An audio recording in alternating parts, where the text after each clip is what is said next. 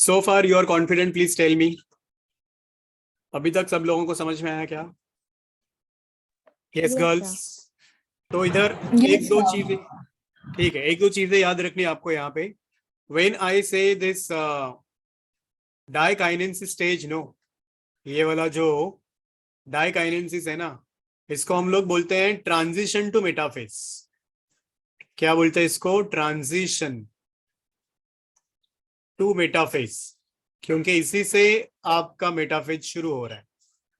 याद रहेगा ये, you need to remember this phase is called as transition to metaphase. याद रहेगा क्या आपको बच्चों? बताओ। Yes, sir. ठीक है। फिर एनाफेज 1 जो हम लोगों ने अभी पढ़ा, ये एनाफेज को अच्छा, ये मेटाफेज में भी एक वर्ड याद रख लो आप लोग, ये जो अरेंजमेंट होता है इक्वेटर पे, इसको कांग्रेशन बोलते हैं। What do you call this as? Congression. अगर क्वेश्चन आया तो आपको मालूम होना चाहिए। Arrangement of chromosomes on the equator is called as a congression. फिर आगे देखो, नेक्स्ट वन, ये जो सेपरेशन हो रहा है क्रोमोसोम्स का, इसी को हम लोग बोलते हैं disjunction of chromosomes. These are the important words you all must remember. What do you call it as? Disjunction of the chromosomes. मतलब even distribution of chromosomes. If there is uneven distribution of chromosomes, तो उसका result होता है non disjunction, और non disjunction में abnormal cell बन जाएगा और वो डिसीज हो सकता है। जैसे आप लोगों ने सुना होगा डाउन सिंड्रोम, टर्नर सिंड्रोम, ऐसा कुछ सुना है क्या आप लोगों ने? क्रोमोसोमल डिसऑर्डर्स का नाम, एनीबडी? Yes, sir. वो यहाँ होता है, अनइवन डिस्ट्रीब्यूशन ऑफ क्रोमोसोम्स की वजह से होता है। Is this clear to all? Please tell me बच्चों, बोलो। Yes, sir. तो अब हम लोग टेलोफेज की बात कर रहे थे। तो जब मैं बोलता हूँ टेलोफेज, तो टेलोफेज का कैरेक्टरिस्टिक फीचर्स होगा, it is exactly opposite of your prophase. Telophase 1 is exactly opposite of your prophase. क्या होगा अभी इसमें टेलोफेज 1 में? बताओ बच्चों। सब कुछ रीअपियर हो जाएगा। क्या क्या रीअपियर हो जाएगा? Your nuclear membrane will reappear. ठीक है, इसके अंदर दिखाते चलो। न्यूक्लियर मेम्ब्रेन विल रीअपियर, फिर न्यूक्लियोलस विल रीअपियर। अगर ये न्यूक्लियस है हम लोग बोल रहे हैं, तो आपका न्यूक्लियर मेम्ब्रेन रीअपियर हो जाएगा। बराबर है? आगे ये न्यूक्लियर मेम्ब्रेन, फिर इसके अंदर न्यूक्लियोलस वापस आ जाएगा। आ गया न्यूक्लियोलस। और क्या होगा बच्चों? न्यूक्लियर मेम्ब्रेन वापस आ गया, न्यूक्लियर मेम्ब्रेन वापस आ गया, न्यूक्लियोलस वापस आ गया। क्रोमोसोम्स का कन्वर्जन किसमें हो जाएगा अभी यहाँ पे? It will be into this chromatin network. अब इसमें मैंने ये डायग्राम में थोड़ा सा गलत ड्रॉ किया है। देयर शुड बी 2 न्यूक्लियाई, है ना? There should be 2 nuclei. ये एक हो गया इधर आपका, और एक हो जाएगा इधर, और दोनों में वही चीजें होंगी। Same things will be there in the both. Now you can say this. Am I right kids?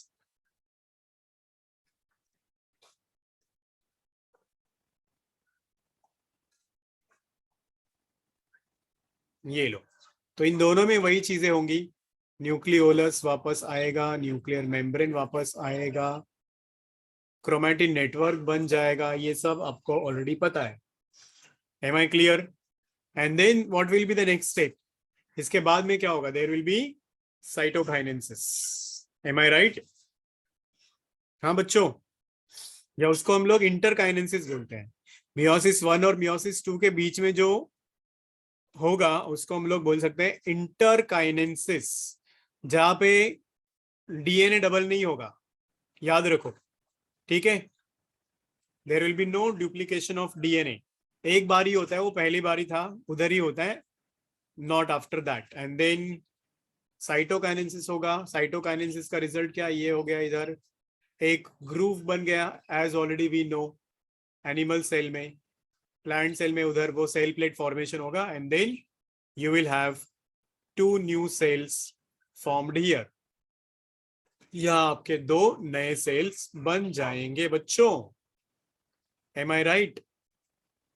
आपके ये 2 सेल्स बन गए और अब ये 2 cells will further divide by meiosis 2। अब इनमें आपका मियोसिस 2 कंटिन्यू होगा। यस और नो, प्लीज टेल मी। बोलो बच्चों। मियोसिस 2 में prophase 2, metaphase 2, anaphase 2, telophase 2 that will be there, और वो आपके माइटोसिस के जैसे ही होता है। अगर मैं बोलूं अभी प्रोफेज 2, इफ आई से प्रोफेज 2, तो उसमें क्या होगा? जो जो आप लोगों ने पढ़ा है बताते जाओ। चलो, प्रोफेज 2 बोला तो क्या होगा? हाँ बच्चों, एक लाइन में बोलो। Condensation of chromatin fibers to form correct chromosomes. Correct correct, very good. ठीक है, chromosomes will start undergoing condensation, nuclear membrane disappear होगा, फिर न्यूक्लियोलस डिसअपियर होगा, सेंट्रियोल्स अपने एक दूसरे से दूर जाने लगेंगे, फॉर्मेशन ऑफ स्पिंडल फाइबर शुरू हो जाएगा। Is this clear? तो ये प्रोफेज 2 हो गया। फिर prophase 2 will be followed by metaphase 2। हाँ कि ना बोलो बच्चों। It will be followed by Yes, sir. Metaphase 2। Metaphase 2 में क्या होगा बताओ मुझे? क्रोमोसोम्स कहाँ अरेंज करेंगे खुद को? Come on girls, tell. Equator. Chromosomes will be arranged at the equator. Yes, chromosomes will be arranged at the equator. पर यहाँ पे वो डबल प्लेट नहीं बनेगा जो हम लोगों ने यहाँ डबल मेटाफेजिक प्लेट देखा ना, इधर सिंगल मेटाफेजिक प्लेट होगा माइटोसिस के जैसे। Is this clear? बोलो बच्चों, समझ में आया क्या? Single sir. Metaphasic plate will be formed and then there will be anaphase 2। Anaphase में क्या होता है अपने को पता है। एनाफेज 2 बोले तो what will happen here in the anaphase 2? Splitting of centromere होगा। यहाँ पे सेंट्रोमियर स्प्लिट होता है, याद रखो। इसके पहले वाले एनाफेज में स्प्लिट नहीं हुआ था। In this there was no splitting of centromere, remember that. ठीक है, इधर चेंज क्या याद रखना है आपको, ये नॉर्मल माइटोसिस के जैसा होगा। स्प्लिटिंग ऑफ सेंट्रोमियर होता है, तो एक सेंट्रोमियर 2 में डिवाइड होगा। As a result of that what will happen? क्या होगा अभी? जो एक ही क्रोमेटिड को पकड़ के रखा था, अभी वो दूसरा क्रोमेटिड को पकड़ के रखेगा, so that will then form your 2 new chromosomes. और just remember this way, splitting of centromere होगा। this will be the characteristic feature of anaphase 2, and then there will be telophase 2। क्या होता है telophase 2 में? रिवर्स ऑफ योर क्या होगा? Reverse of prophase. वापस वो सब कुछ रीअपियर हो जाएगा and now you will get 2 more cells. तो टोटल सेल्स कितने बन जाएंगे बच्चों? 2 सेल्स यहाँ पे डिवाइड हो रहे थे, 2 से टोटल सेल्स बनेंगे 4 सेल्स। अभी जो 4 सेल्स बने इसको ही हम लोग बोलते हैं tetrad. The 4 cells which are formed will be called as a tetrad। ठीक है बच्चों? So there will be formation of 4 haploid cells। I hope now you all are confident with this, comfortable with this। और इसका importance already हम पढ़ चुके हैं। क्या है इसका importance? Meiosis is responsible for formation of gametes. तो सेक्सुअल रिप्रोडक्शन में सिर्फ बनता ही है, इसमें ही आपको वेरिएशन भी मिलता है, और वेरिएशन की वजह से ही एवोल्यूशन होता है बच्चों। तो I hope now it is clear to you. हाँ कि ना बताओ मुझे। Chapter is over. कॉन्फिडेंट है सब लोग? Yes, sir. कंफर्टेबल है? That's great. तो बस अभी इसका भी आप प्रिपरेशन करते रहो। टेस्ट आएगा बैक टू बैक।